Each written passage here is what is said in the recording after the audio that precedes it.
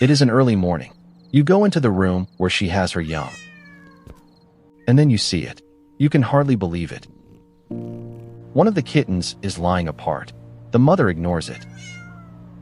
Or worse, you saw what she did to it. And you don't understand it. This is the cat you love. How can she do this? How can a mother do this? This question burns. It hasn't let me go either. Today I will answer it for you. Completely. Honestly. And I promise you, in the end you will not love your cat less. But understand deeper, in a way that changes you.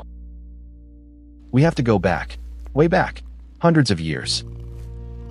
Your cat carries within her the knowledge of her ancestors. Animals that survived in the wild or not. And what survives in the wild is not the cutest, not the sweetest. It is the strongest, the most viable.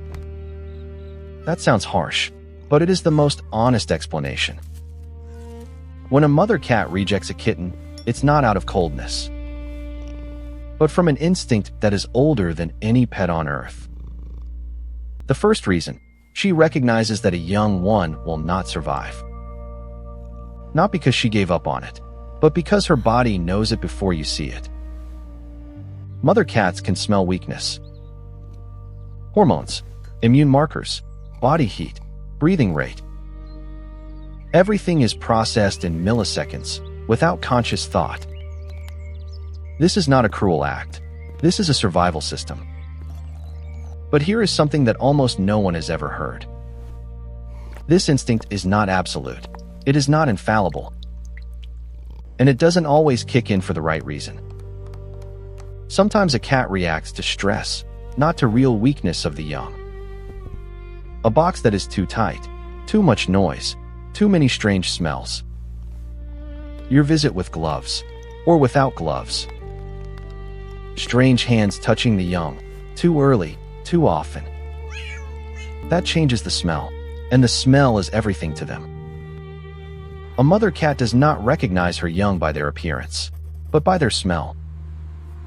If this scent becomes strange, even through your well-intentioned hands, she can classify the kitten as not hers. You thought you were helping, but her nervous system says, danger. That deserves a second of silence. Because here lies the biggest misunderstanding between us and our cats. We act out of love. She reacts out of instinct. And these two languages sometimes talk past each other. What can you do when you see a kitten being rejected? First, observe instead of intervening. At least an hour. Sometimes the mother returns. Sometimes it was a temporary phase. If the kitten gets cold or cries, then your intervention is necessary. Then, give warmth. Hot water bottle under a towel. No direct heat. No light that is too bright. No noise. And show yourself as little as possible. Your smell makes it harder. Let the mother have access to the kitten again when she is calm. There is a second reason why mother cats sometimes do what you saw. One that hardly anyone says out loud, because it is even harder to hear. Sometimes the litter is too big for her capacity. Her body only produces so much milk, only so much energy. In the wild, this means one young less ensures the survival of the others. This is not a decision. This is calculation, deep in her biology. That also feels wrong, for us humans, who want to save every life. But we cannot demand that a cat thinks with human morality. Here is the moment that shows everything in a different light. A mother cat raising a litter burns up to 280 calories more per day than normal. These are values measured in endurance athletes.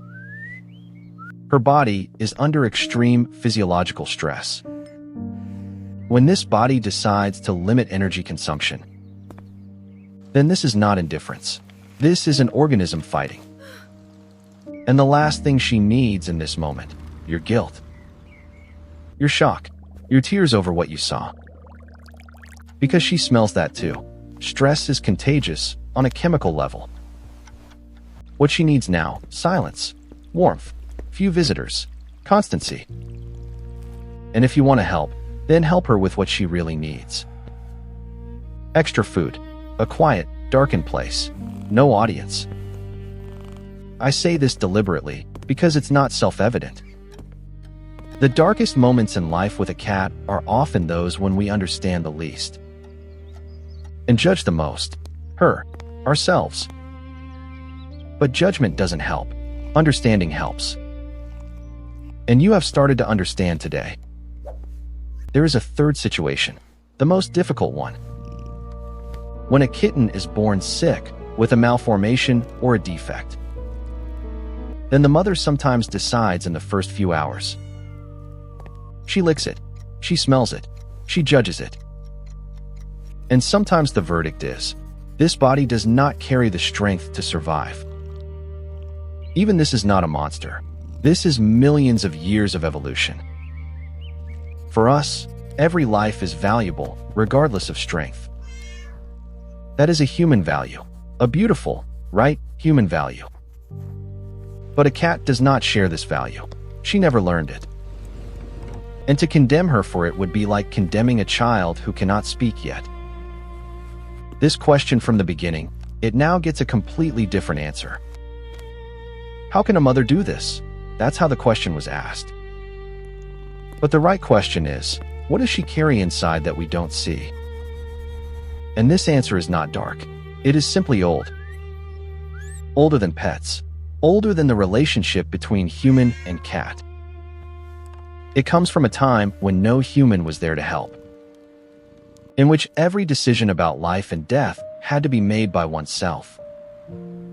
That is the secret of the kittens, not cruelty, but quiet, invisible competence, buried deep in a small body.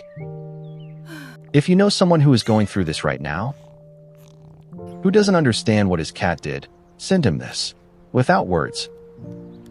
Sometimes understanding helps more than comforting. And sometimes a single sentence changes how you look at something forever. I sometimes wonder, what if we didn't judge animals through our lens? If we allowed them to be what they are, without having to humanize them? Then we would probably love them more deeply, more genuinely, more real. Not despite their otherness, but because of it. Your cat is not a little human in a cat body. She is something of her own, something complete, something old. And that deserves more than condemnation. It deserves wonder. The image from the beginning, do you see it differently now? She didn't do anything wrong. She did what she can, with what she has, in a world that never asked her for permission. And you are the only one in this room who can ask why. That doesn't make you superior, just different. And in this otherness lies the chance to understand her. Truly understand, not domesticate. That is the true secret of the kittens. And this knowledge carries you the next time you see something you don't immediately understand. Because understanding is the greatest act of love we can give another being.